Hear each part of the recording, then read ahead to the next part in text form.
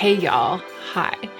So here's what's going on. I have to film right now. My schedule's bananas this week, month, and this is the only window. But I'm at kind of a funny place with the makeup that I have to create content. There's a lot of makeup that I'm testing and none of it's quite ready. Like none of the makeup is, none of my, and this, oh no. I'm testing a whole bunch of makeup at the same time, and I'm not quite ready yet to give a comprehensive review of any of it, but there's so much of it. So at the same time, I feel simultaneously like I really need to be putting on makeup on camera and talking about it, and like there's actually nothing for me to review today in practical terms. And I'm just on the struggle bus. I can't get it together. I'm overwhelmed. I don't feel like I have it in me today to film a video that has direction, a 5-paragraph essay of a makeup video, if you will. So I'm just gonna put on makeup. I'm just gonna get ready to film another video, which is also going to be pretty straightforward, video about how I heat style my hair these days. And it's not gonna be fancy, it's not gonna be elaborate. And in a way, you're gonna get to see kind of like how I've been doing my makeup lately to simultaneously test some new things, make sure that it doesn't take too long and isn't too fussy, look put together, but not too elaborate, kind of for every day. So this is like the makeup I'd be doing today if I wasn't filming, but I'm filming it. It's one of those. If this is your first time to my channel, then welcome. I'm glad you're here. I'm Hannah. I love makeup. It's so fun to get to do this. I like trying new things a lot. I also really like zeroing in on the things that work the best for me and then continuing to use them over and over again instead of always getting distracted by new things. I'm always trying to strike that balance here on my channel so that I can promote the love of beauty, celebrate it, but without encouraging overspending. I hope you'll subscribe if you enjoy this while you're watching, and let's get right into the meat of this video. I think I'm gonna start with my brows today. I often end up doing that when I'm just sitting down to do my makeup. I'm gonna use the Refi brow pomade, which I've almost used up now at this point. I feel like it's getting a little long in the tooth, but it still works. I dye my brows and I think that they still have a little bit of the ashy color that I like to dye them, but it's been a while. The color is definitely getting weaker. So I'll probably sort of gently push these into shape and then go in with something to fill them in just a little bit. But I want it to look natural and I also don't want it to take too long. I feel like brows can end up taking like half the time that it takes to do your makeup, meaning like you spend half the time on brows and the other half on everything else. And I don't want that to happen today. And I also don't want them to end up looking like way more labored and structured than I'm feeling, although that can sometimes happen just because of getting carried away. But that is my plan. My plan is to not let that happen. My plan is to not do the least, but also not do the most. I find with this stuff that I don't want to keep layering it in because it can start to pill and it can develop a little bit of like a white color if you don't let it dry pretty thin. But I do want to keep pushing my lashes into shape as it dries so that they don't have a chance to fall like a sad souffle and then set with the pomade in their fallen position, which is what they're always trying to do. Did I just refer to my brows as my eyelashes? We'll find out when I'm editing. I do want to keep pushing my lashes into shape as it dries. I mean, I'll find out when I'm editing. You'll find out afterwards. Or maybe I didn't. What if I didn't just refer to my brows as my eyelashes, but for some reason I thought that I did? I feel like that says everything about how the inside of my brain is right now. Okay, they're pushed into shape. I'm not even going to try to like fill them in to make them quite a lot darker. I'm just going to try to take care of any little patches, and I'm using the Glossier Brow Flick. So it's like a bit darker and more even, but nothing dramatic. Okay, on days like these when I manage to get my brows done without it turning into a whole thing, I always breathe a little sigh of relief. Whew, okay. Hard part over. Let's do skin. I'm using my most matte primer today, the e.l.f. Poreless Putty Primer. It's such a lovely product, and it's the only priming product that I have right now that's not like actively illuminating. And I'm using it because I'm going to apply this, the Monica Blender Blender Cover. It's like a balm foundation concealer that I've been testing for a while, and I've been incredibly impressed by it.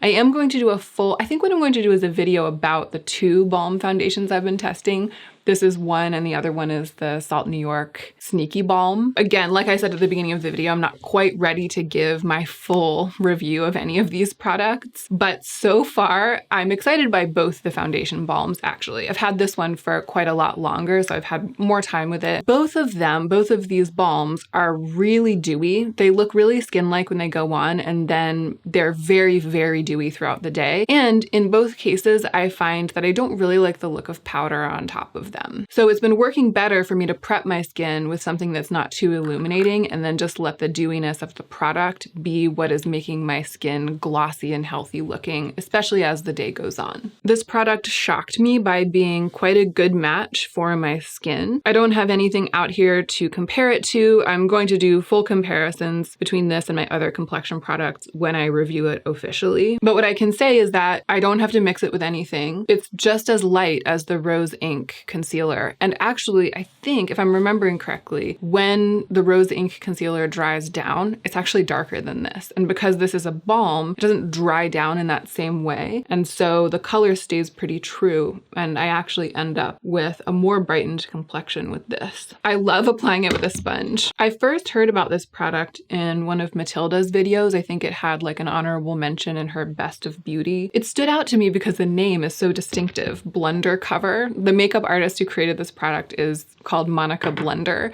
And so it's named after her, but it's such a funny and very memorable name. Like I heard it one time and I never forgot it. And then it was actually Monica herself who reached out to me on Instagram and asked if I wanted to try it. And I was like, oh yeah, I know exactly who you are. And I remember this product because I heard Matilda talking about it just that one time. It works either with a sponge or with a brush. I've been having kind of a sponge renaissance over here. And with a sponge, this is a product that already looks pretty seamless and skin-like with a brush. And so to apply it with a sponge, it's like, I've never felt more like I'm photoshopping my face in real life than I do applying this Blunder Cover with a sponge. So that's actually a pretty thin layer. It is essentially undetectable on my skin as makeup at close range, especially with the poreless putty primer underneath. My pores they look like the barest little suggestions of dents. This isn't the best lens for close-ups that's on the camera right now, but maybe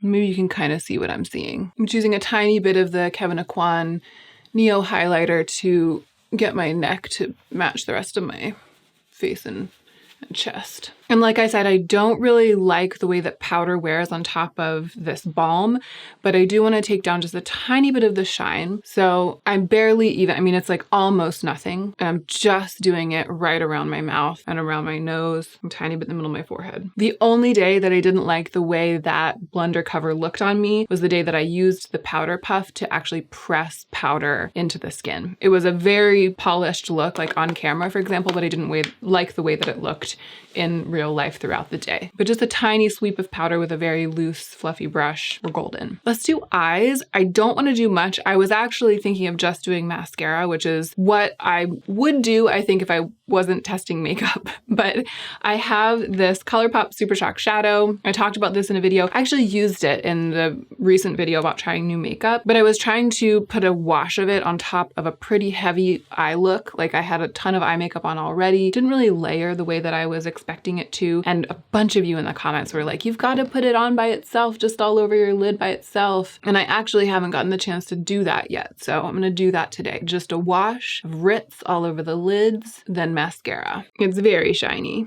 Super beautiful, wet looking, easy to use. I totally understand why so many of you recommended this to me. The thing that I've tried that I own that's the most like it is Space Cowboy, the single eyeshadow from Urban Decay, but this has less color in the base. The color that is there is similar to the color in the base of Space Cowboy, like a little bit of a grungy warmth rather than a totally clear, totally sheer base. But the base of this is more sheer than that. I feel like it would make more sense to bring this like all the way up to the brows, for example, whereas when I bring Space Cowboy all the way up to the brows, I really get color on my brow bone, especially when I turn my head and the light catches it. However, I think that Space Cowboy is more wet looking than this. Like this does look very beautiful and wet from a distance, especially under the lights, but it doesn't quite reach Space Cowboy in terms of the level of Vaseline looking drama. So it's overall like a less dramatic, less intense version of Space Cowboy, but that could make it more wearable for a lot of people. And it's also much less expensive. I'm using the Chantecaille mascara today. This has really become my daily driver, as they say. Dramatic, but not too gunky. So especially for a simple eye look. I just layered it on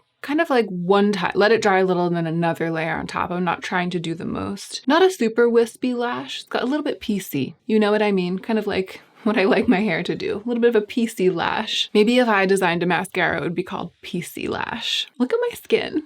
This is how I've been feeling every day testing these foundation balms. Like this is just, there's no highlighting here. I used that e.l.f. Poreless Putty Primer, which is like, you know, it's not super matte. It's like an in-between product. It's like a satin. And then the blender cover on top and that's it. All right, all that's left is cheeks and lips. It seems like it would be simple, but I just brought like one product over to the desk for each of the parts of my face that I've done so far. And then for cheeks and lips, I have like 3 for each. I couldn't decide and I still can't decide. I have more products from Salt New York than I had before. Some of these I bought myself because I placed an order from Salt New York for Sneaky Balm to do a self-sponsored review. And I also bought Cocoa, the brown lip and cheek that has come out since the last time I bought from Salt New York. But Kiki included a bunch of extra products and this palette in my order, which is really exciting. So I'm getting to try more than I ever dreamed that I would from Salt New York, and the white adjusters, which has been a revelation to me. So there's an adjuster in the lip and cheek formula, and there's an adjuster in, I think, like the bronzer and contour formula, the complexion formula, which I've been mixing with the lightest shade of Sneaky Balm to get it closer to my skin tone. That's been amazing, but we'll cover that in the video about balm foundations.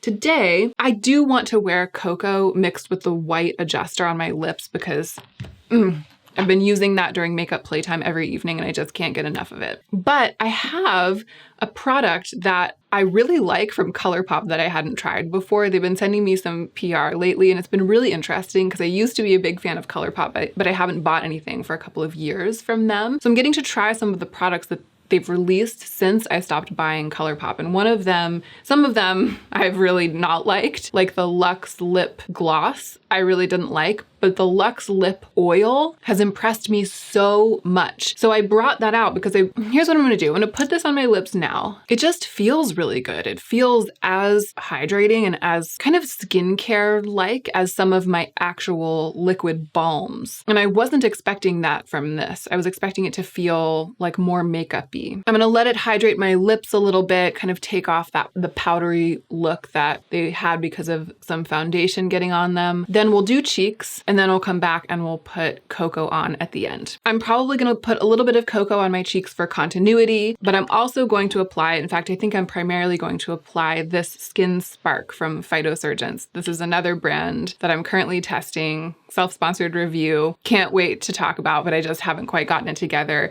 to be able to film the whole thing yet. But I can tell you without a shadow of a doubt that this is one of my favorite blush formulas that I've ever tried. And this is in the shade Fume. It's just so moussey and creamy and also so pigmented. It's so satisfying to apply. It gratifies the texture lover in me. And I'm just doing a tiny bit at a time because it's so pigmented. So I could use more. If I were just using this product, I'd probably put another bit or two on the high points of the cheeks and blend it out to kind of intensify it there. But I'm gonna do that with Cocoa from Salt New York. And I'm actually going in with the same brush. I'm gonna put it up here like Khaki always does, even though my bangs cover it. I feel like the blender cover is already starting to be dewy through the slight bit of powder that I put on it in the center of my forehead, my chin. My skin is warming it up and it's really starting to have that gleam, but in a way that's soft enough for me because of the slight bit of powder. But this is very much, it's like you're already getting a sense of how it wears throughout the day. And I'm going to spot conceal using the blender cover, this little healing blemish. I haven't really been worrying about it that much in the day-to-day. It's like good skin with a blemish. Good skin with a healing blemish is what I'm always going for. And even when my acne is at its worst, that's what I'm going for. Good skin with blemishes rather than desperately trying to conceal every single sign of acne. me, but there's a little demonstration of how blender cover can function as a spot concealer in addition to being like a full face foundation base product. Okay, ColourPop Luxe Lip Oil, We Barely Knew Ye. I would have been more than happy to just leave that product on throughout the day. I've been wearing it a lot, but I really want to demonstrate this for you. And I just want to wear it. So I'm starting with the white lip and cheek adjuster. And now I'm going on top of that with Cocoa. So you can see that it has ended up looking like more of a pale brown nude than the rich, translucent brown nude that it is when it is unadulterated. I love having these adjusters. I love tailoring color, mixing color, but I also really like using products in the way that they're intended. So that has sometimes kept me in the past from doing as much mixing as I maybe otherwise would. But in this case, it feels like this little palette is designed to be kind of an artist's palette, like a mixing palette. It's like it's asking me to customize, it's telling me to, it's making it really easy. So I feel like I'm doing exactly what these products were intended for, and I'm getting to play and I'm getting to customize and mix. I've been using both adjusters on my cheeks too to try to get that pale, almost like grayish, nudie brown that I'm always looking for in a cheek product. I joked with Kiki when we were emailing that I'm always looking for a blush the color of old gum, a cream blush the color of old gum. Stay tuned for the Hannah Louise posted makeup line, PC Lash, and then a cream cheek called Old Gum. But today I wanted to primarily use the Phytosurgence blush, so I didn't really go ham with the mixing on my cheeks. This is the finished look. I feel way better than I did when I sat down to start this video. I don't know if you could tell, but I was like dragging myself to this spot, unsure whether or not this would be delightful or productive for you. I mean, like unsure whether I had it in me to create content worth consuming. But I feel like I've done something, and I feel very pleased with the look. This is exactly the kind of look in which I like to go about my day. And that is what I'm going to proceed to do. I appreciate you so much for being here, and I hope that it was fun to kind of get a preview of coming attractions, because a lot of what I put on is stuff that I'm going to be reviewing more in depth really pretty soon. Like probably in the coming weeks. And there's even more stuff that I'm going to be reviewing in depth in the coming weeks, more than I could even put on my face at one time. So good things are coming right around the corner. I appreciate you all so much for watching, and I hope you're taking extra good care of yourself right now so that you can be the most effective version of yourself as you do your work in the world.